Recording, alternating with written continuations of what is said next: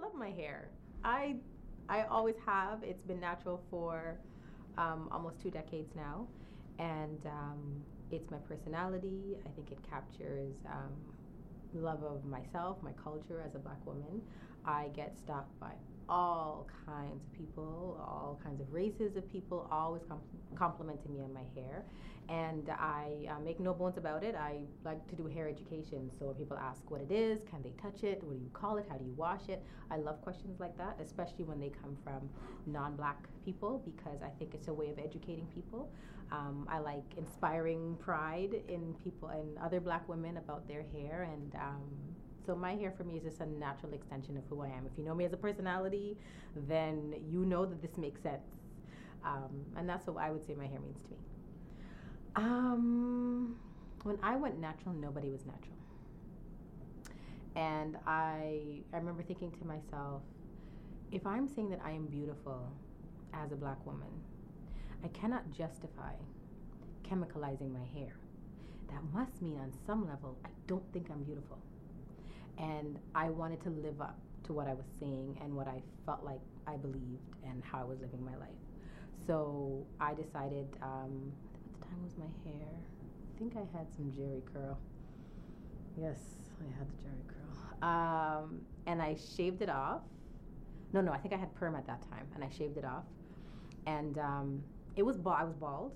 Around that time, Jeanne was kind of around on that time, so everybody was doing the bald Caesar look, so I was part of that, and blonde and everything.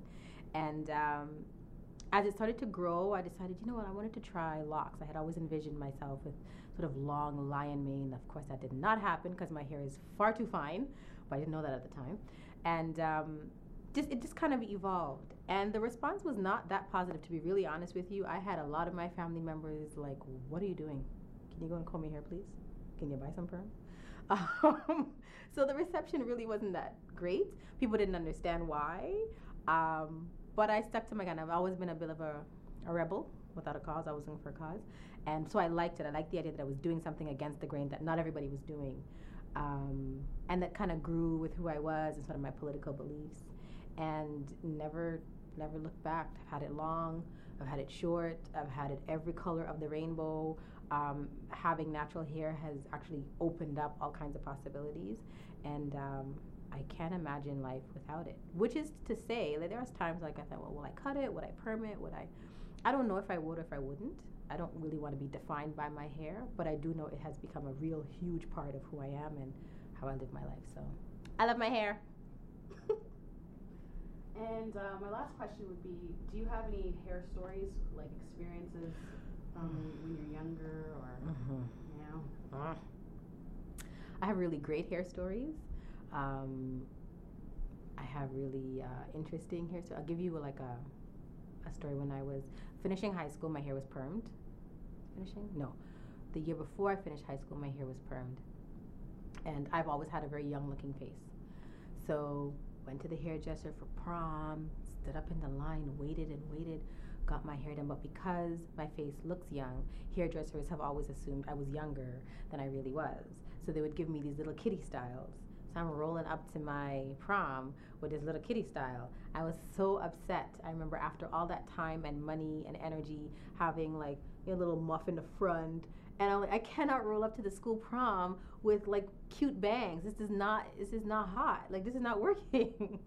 So I remember crying and trying to figure it out at home and thinking to myself, I will never do that again. So part of why I love being natural is that I don't go to hairdressers, because how they see me and how I see myself have never really meshed. Years ago, I was doing some work with an agency, and we had done some work in Jamaica. For the first time, my family's not Jamaican. I don't know, I knew people of the culture, but I'd never been there.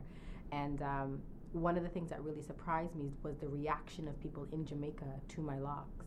And it actually was not positive at all. There's a very negative connotation around locks and dreadlocks. When I thought, well, isn't this the mecca of locks? Like, how is this even possible? But I did get a lot of negative comments and, looks from particularly women who couldn't understand why I wouldn't just, get weave like everybody else. So I've had those kinds of experiences. I've had my grandmother say, oh, nappy head, when are you going to comb your head? And, okay, enough now. Come on, get this stuff out of your head. What are you doing?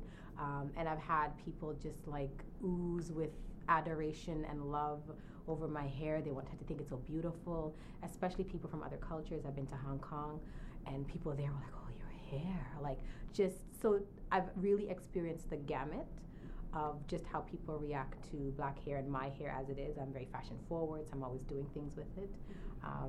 So I kind of like being a hair ambassador in that way, but I've had all kinds of stories. You guys don't have enough tape for the amount of stories that I have.